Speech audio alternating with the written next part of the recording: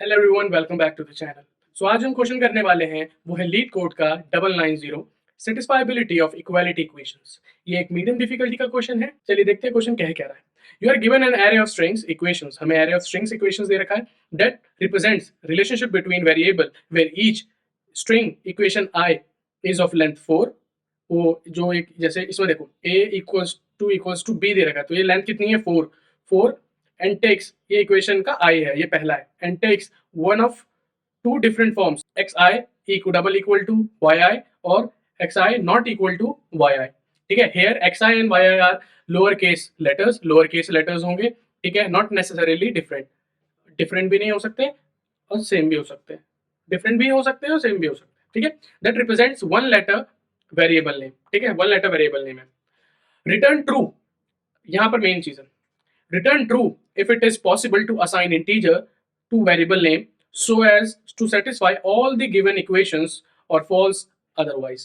जो हमें इक्वेशन दे रखी है a इक्वल्स टू बी, ठीक है, एग्जांपल से देखते हैं। ठीक है, हमारे को इनपुट में इक्वेशन दे रखी है, इक्वेशन का फर्स्ट आयत क्या है, a इक्वल्स टू बी।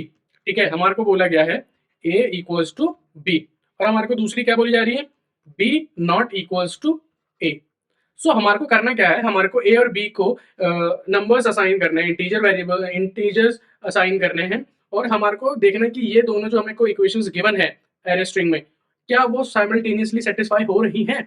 जैसे मैंने ए को रखा 10 और बी को रखा 10, क्या ये साइमल्टेनियसली सेटिस्फाई हो रही है। ए इक्वल्स टू बी, हाँ पहली तो हो गई, दूसरी बी नॉट इक्वल्स टू ए, नहीं दोनों तो इक्वल है, तो ये नहीं हुई, तो हम यहाँ पर रिटर्न करेंगे फॉल्स। ठीक है, जो हमने किया।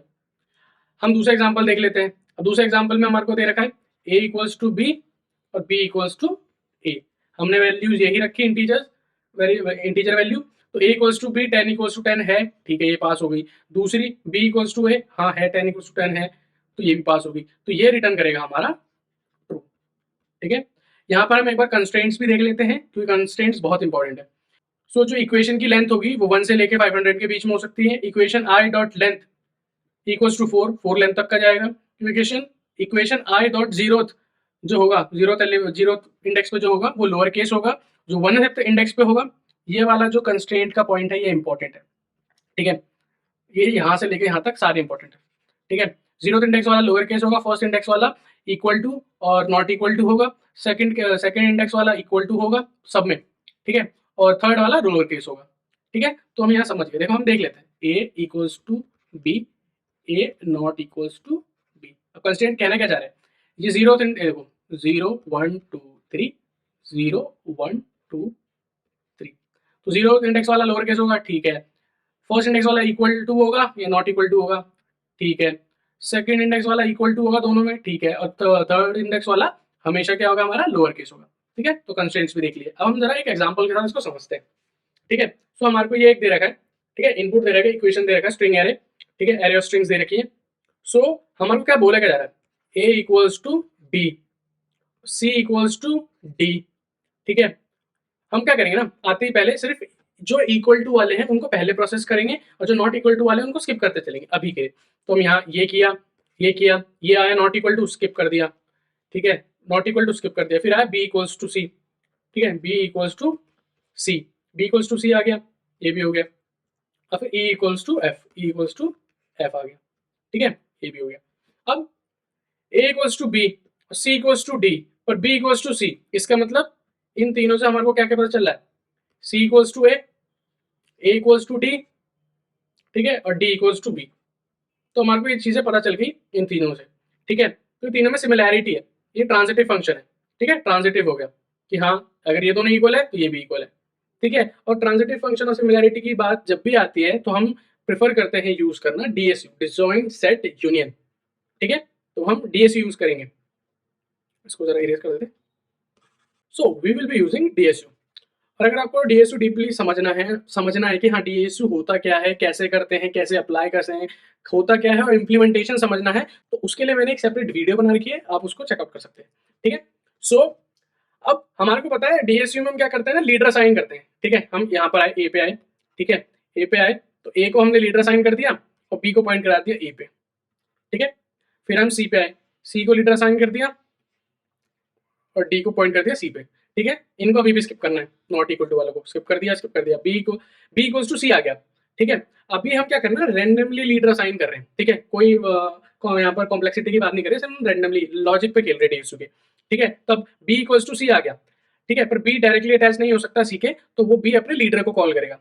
ठीक है, अब लीडर और दोनों सेट्स के देखो, बी ये दो डिफरेंट सेट्स हैं। ठीक है, बी का लीडर कौन है, ए, डी का लीडर कौन है, सी। हमें बोल दिया बी और सी इक्वल है, पर हम इसको डायरेक्टली ज्वाइन नहीं कर सकते, तो बी अपने लीडर को बोलेगा और लीडर के बीच में बात हुई, तो इन दोनों के बीच में बात हुई और इनने बोला कि सी इसको फॉलो करेगा। तो अब ओवरऑल, ठीक है, इस पूरे सेट का जो लीडर बन गया वो बन गया ए। ठीक है, हम आ गया है, ये हो गया ई इक्वल्स टू एफ, ई को लीडर माना और एफ को पॉइंट करा दिया। ठीक है, ठीक है, ये एक और सेट बन गया। तो हमने सारे इक्वल टू वाले प्रोसेस कर लिए।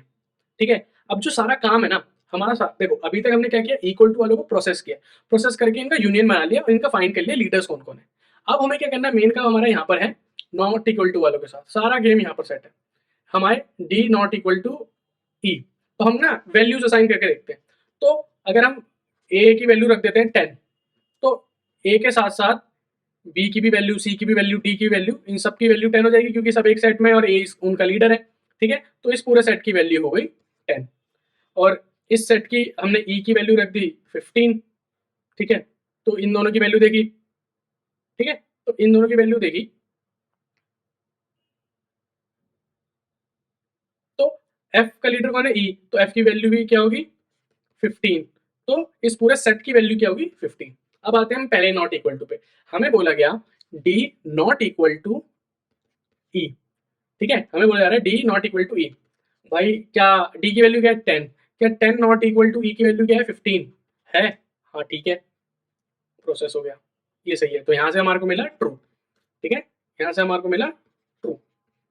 फिर हम आए दूसरे नॉट इक्वल टू पे। ठीक है, हमारे को बोला जाता है B not equal to D. B की वैल्यू क्या है हमारी 10 और डी की वैल्यू क्या है हमारी वो भी 10। क्या ये इक्वेशन सेटिस्फाई हो रही है, नहीं हो रही, तो यहाँ से हमें क्या मिलेगा फॉल्स। तो यहाँ से हमें फॉल्स मिलेगा। और देखो हमारे को ओवरऑल ट्रू रिटर्न करने के लिए हमारे को सारी इक्वेशन सेटिस्फाई करनी चाहिए साइमल्टेनियसली। अगर एक फॉल्स भी आ गया तो ओवरऑल फॉल्स रिटर्न होगा, तो यहाँ से हो जाएगा फॉल्स रिटर्न। ठीक है, तो हमारे को कंस्ट्रेंट्स में और क्वेश्चन में बताया गया हम लोअर केस लेटर्स यूज कर रहे हैं। ठीक है, तो हम क्या करेंगे, हम जैसे डीएसयू में हम एक पेरेंट बनाते हैं और एक रैंक बनाते हैं। ठीक है, तो इन दोनों को लेके चलेंगे 0 से 25, क्योंकि सब लोअर केस कैरेक्टर्स हैं, कोई बड़ा नहीं है, क्योंकि सारे लोअर केस कैरेक्टर्स हैं। ठीक है, तो ये भी 0 से लेकर 25 तक का एरे बन जाएगा इनका। ठीक है, 26 एलिमेंट्स का। और अगर आपको ये जो चीज़ है अगर वो डीपली समझनी है तो आप डीएसयू की वीडियो चेकआउट कर सकते हैं मेरे चैनल पे। ठीक है, हम अब ना इसको ना कोड के साथ करके देखते हैं एक बार। ठीक है, सो यहाँ देखिए ध्यान से, सो हम आए, तो हमारे को हमने क्या किया, आते ही ना ग्लोबल पेरेंट एरे और ग्लोबल रैंक एरे बना दिया। ठीक है, इनिशियलाइज कर दिया स्टैटिक इन पेरेंट एरे और स्टैटिक इन रैंक एरे। ठीक है, अब हम आए इसके अंदर जो हमारा मेन फंक्शन है पब्लिक बूलियन, जो हमारा ट्रू फॉल्स रिटर्न करेगा, public boolean equation possible string array दे दिया इक्वेशन नाम का। ठीक है, आते ही हमने क्या कर दिया, उसमें लोअर केस एलिमेंट्स के साइज के इक्वल कर दिया 0 से 25, मतलब 26 एलिमेंट्स का। ठीक है, ये भी और रैंक भी। फिर एक लूप लगाया 0 से 26 तक। ठीक है, आई प्लस प्लस किया, पेरेंट आई में तो आई भर दिया, मतलब 0 पे ए रख दिया। ठीक है, बी 1 पे बी रख दिया, तो ये ऐसे हो गया। और जो उनकी रैंक रखी डीएसयू में हम इनिशियल सबकी रैंक 1 रखते हैं। ठीक है, ये चीज डीपली अंडरस्टैंड करने के लिए आप डीएसयू वाली वीडियो को अच्छे से समझ सकते हैं। तो ये क्वेश्चन करने से पहले आप उस वीडियो को देख के आओगे तो ज्यादा अच्छे से समझ आएगा। ठीक है, ये हो गया। अब हम आते हैं नीचे, तो हमारे को दो फंक्शंस बनाने हैं। ठीक है, तो पहला फंक्शन क्या है, उनका लीडर निकालना। ठीक है, हमने उनका पहले लीडर निकाला था और फिर उनको ग्रुप किया था। ठीक है, तो हम पहले फाइंड वाला फंक्शन लगाते हैं, पब्लिक स्टैटिक इंट फाइंड, हमने इनको एक्स दे दिया, इंट एक्स दे दिया। अब फाइंडिंग लीडर, जो हम जिसका हमें लीडर निकालना है। ठीक है, एक लीडर की आइडेंटिटी क्या होती है, लीडर की आइडेंटिटी ये होती है उसको कोई ना कोई पॉइंट कर रहा होगा। ठीक है, अगर वो खुद को पॉइंट कर रहा है तो वो खुद का लीडर हो गया, अगर उसको कोई पॉइंट कर रहा है तो जो उसको पॉइंट कर रहा है उसका वो लीडर होगा। ठीक है, जैसे ये है ए है। ठीक है, तो अगर ए खुद को पॉइंट कर रहा है तो ए लीडर है। ठीक है, जैसे ए बी, अब ए को पॉइंट कौन कर रहा है? बी, तो बी, ए कौन हुआ? लीडर, लीडर ऑफ बी, ठीक है। तो ये है। तो अगर जो हम निकाल रहे हैं एक्स, ठीक है, एक्स का जो लीडर निकाल रहे हैं हम, अगर वो ही एक्स है, ठीक है, अगर एक्स खुद को पॉइंट कर रहा है तो हम एक्स को ही लीडर बना के रिटर्न कर देंगे, ठीक है, तो हमने एक्स रिटर्न कर दिया। और अगर वो नहीं है, वो खुद को पॉइंट नहीं कर रहा, तो हम फिर उसका लीडर निकालेंगे, ठीक है। फिर हम जो हमारा जिसका हमें लीडर निकालना है हम उसका लीडर निकालेंगे। तो हमने लगा दिया इंट टेम्प वेरिएबल बना दिया, और फिर जो एक्स का लीडर होगा, ठीक है, वो फाइंड करके हमारे को टेम्प में दे देगा, ठीक है। यहाँ पर हमने क्या किया? पाथ कंपैरिजन लगाया टाइम कॉम्प्लेक्सिटी के लिए, ठीक है। जो पेरेंट ऑफ एक्स है उसको हम टेम्प के इक्वल रख देंगे, जो ओवरऑल सबका लीडर है उसको इसके इक्वल कर देंगे। अब हमने डीएसयू वाली वीडियो में समझा था पाथ कंपैरिजन ऑप्टिमाइजेशन के लिए, जैसे यहाँ पर देख लेते हैं 3 2 1 4, ठीक है। यहाँ से बोला गया फाइंड 4, फाइंड 4 पहले इस पे जाएगा, इस पे जाएगा, इस पे जाएगा, ठीक है। और फिर ये बताया कि हाँ 3 लीडर है, 3 लीडर है, 3 लीडर है, एक बार तो हो गया। पर ये बार बार पूछेगा तो बार बार हमें इंटरमीडिएट इन पे जाना पड़ेगा टर्म्स पे, तो हमें उसमें नहीं आना। पर जैसी पहली टर्न में जब ऐसे ये बताएगा 3, तो ये 3 को पॉइंट कर रहा है ये, ठीक है। जैसे ही 2 ने बताया 1 को कि भाई 3 है हमारा लीडर, तो 1 यहाँ से अपनी बॉन्डिंग तोड़ के 3 को अपना लीडर मानने लग जाएगा, 3 को पॉइंट करने लग जाएगा। ऐसे ही जब 1 4 को बताएगा कि 3 लीडर है, तो 4 1 से अपना वो हटा के सीधा लीडर को पॉइंट करने लग जाएगा। वही किया हमने, हमें जिसका निकाल रहे हैं, तो इंटरमीडिएट स्टेप्स को हटाने के लिए हमने जिसका हम निकाल रहे हैं उसको सीधा टेम्प पे करते हैं, जो हमारा लीडर है, सबका लीडर है। तो ये होता है पाथ कंपैरिजन। इसकी टाइम कॉम्प्लेक्सिटी होती है ओ लॉग एन, ठीक है। सो अब फिर हम रिटर्न कर देंगे टेम्प को, ठीक है। ये तो हो गया हमारा फाइंड फंक्शन। अब आते हैं हम यूनियन पे। यूनियन मतलब हम देखेंगे क्या वो सेम उसमें है, ठीक है, मतलब क्या वो सेम सेट में है, मतलब इकट्ठा करना, ठीक है। तो मैं दे दिया एक्स और वाई, ठीक है, हमने एक्स का लीडर निकाल लिया, ठीक है, हमने वाई का लीडर निकाल लिया, ठीक है। अब हमने एक्स का लीडर निकाल लिया, वाई का लीडर निकाल लिया। अब हम दोनों हम देखेंगे कि कौन किसका लीडर है, ठीक है। क्या ये अलग अलग सेट है, क्या एक सेट से क्या एक ही सेट में बिलोंग करते हैं, ठीक है। If leader of X is not equal to leader of Y, अगर दोनों के लीडर अलग अलग हैं, तब हम क्या करेंगे? तब हम देखेंगे if rank of L X is greater than rank of L Y, अगर एल एक्स की रैंक जो है वो रैंक ऑफ एल वाई से बड़ी है, तो हम एल एक्स को लीडर बना देंगे, जिसकी रैंक बड़ी होगी हम उसको लीडर बना देंगे, ठीक है। और अगर रैंक एल वाई की बड़ी होती है तो हम एल वाई को लीडर बना देंगे, ठीक है। और अगर दोनों की जो रैंक है वो इक्वल है, ठीक है, एक में पहले हमने देखा रैंक एल एक्स की बड़ी है तो हमने एल एक्स को बना दिया, फिर जब रैंक एल वाई की बड़ी थी तो फिर हमने एल वाई को बना दिया, ठीक है। और अब फिर हमने देखा यार दोनों की रैंक तो सेम है, तो हमने किसी को भी लीडर बना देंगे, जैसे हमने यहाँ पर एल एक्स को लीडर बना दिया, और फिर हम एल एक्स की रैंक को भी बढ़ा देंगे, ठीक है। अगर हम एल वाई को यहाँ बनाते लीडर, तो फिर हम एल वाई की रैंक को बढ़ाते, ठीक है। तो इससे क्या होगा, हमारा एक यूनियन बन जाएगा, हमारे को सेट्स मिल जाएंगे, ठीक है, कौन कौन अपने एक सेट के अंदर है, कौन कौन अलग है, तो वो हमें पता चल जाएगा, ठीक है। हमने यहाँ पर लीडर्स असाइन कर दिए, ठीक है। फिर हम आगे देखते हैं। अब मेन जो हमें काम करना है, ये चीज तो हमने डीएसयू में भी सीखी कि करना क्या है, ये सारा डिट्टो सेम है।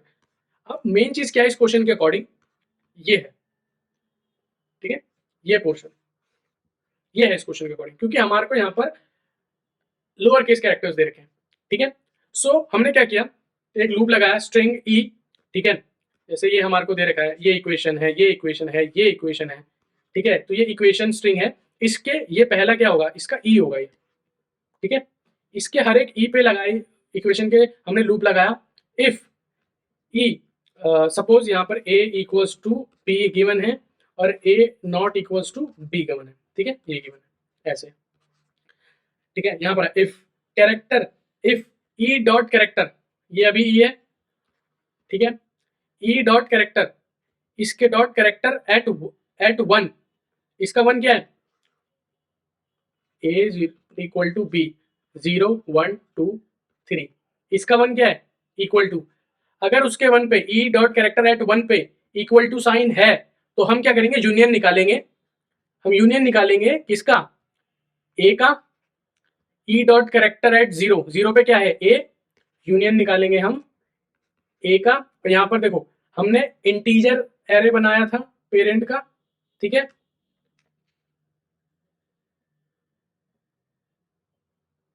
हमने इंटीजर एरे, हमें इसको कैरेक्टर में कन्वर्ट करना होगा तो हम माइनस ए करेंगे, ठीक है। तो यहाँ पर क्या आ गया, union of A comma E dot character eight 3, 3 पे क्या है बी, तो कैरेक्टर एट 3 क्या है, बी, तो यूनियन हम ए और बी का निकालेंगे।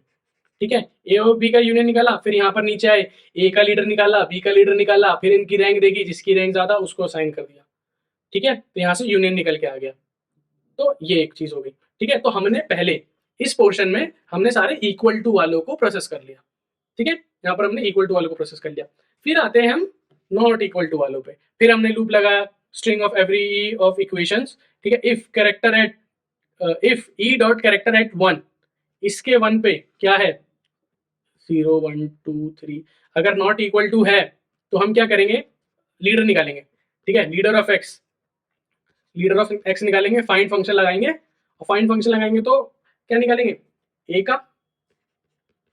ठीक है, लीडर ऑफ वाई निकालेंगे, फाइंड कैरेक्टर एट 3 माइनस ए, मतलब कन्वर्ट कर रहे हैं कैरेक्टर में, तो 3 पे कौन है, बी, तो फाइंड बी, तो बी का लीडर निकाल लिया, मतलब बी का लीडर निकाला और ए का लीडर निकाल लिया। अगर दोनों इक्वल हो जाते हैं तो हम फॉल्स रिटर्न कर देंगे, क्योंकि ये नॉट इक्वल टू वाली इक्वेशन है। अगर ये इक्वल हो गए तो फिर हम फॉल्स रिटर्न करेंगे, है ना। अगर ये नॉट इक्वल टू आए, अगर ये दोनों, इन दोनों के जो लीडर हैं वो अलग अलग हैं, ठीक है, देखो अगर लीडर सेम है तो ये दोनों इक्वल हो गए, अगर लीडर सेम नहीं है तो ये सेम नहीं होंगे। तो इस इक्वेशन को सेटिस्फाई होने के लिए यहाँ पर नॉट इक्वल टू होना है। अगर ये इक्वल टू हो गए तो हम फॉल्स रिटर्न करेंगे। ठीक है, यहाँ से लीडर निकाला ए का, यहाँ से लीडर निकाला बी का। ठीक है, और अगर दोनों के लीडर सेम है तो मतलब दोनों की वैल्यू सेम है, अगर दोनों के लीडर सेम नहीं है तो दोनों की वैल्यू सेम नहीं है। तो अगर दोनों के लीडर सेम है तो हम रिटर्न फॉल्स करेंगे। ठीक है, फॉल्स करेंगे और ये लूप से बाहर निकलेंगे और फाइनल हम रिटर्न ट्रू कर देंगे। ठीक है, तो ये पूरा कोड है, एक बार इसको हम रन करके देख लेते हैं। सो ये रहा हमारा कोड, इसको हम रन करके देख लेते हैं, सबमिट कर देते हैं। सबमिट भी हो गया। सो आई होप आपको ये क्वेश्चन समझ आया होगा, और इस क्वेश्चन को करने का प्री रिक्विजिट है डीएसयू। उस पर मैंने एक पूरी कंप्लीटली डिटेल एक्सप्लेनेशन वीडियो बना रखी है। ये वीडियो देखने से पहले आप वो वीडियो देख के आइए, तो आपको ये क्वेश्चन ज्यादा अच्छे से समझ आएगा। सो आई होप ये क्वेश्चन आपको समझ आया होगा। सो मिलते हैं अगली वीडियो में एक नए क्वेश्चन के साथ।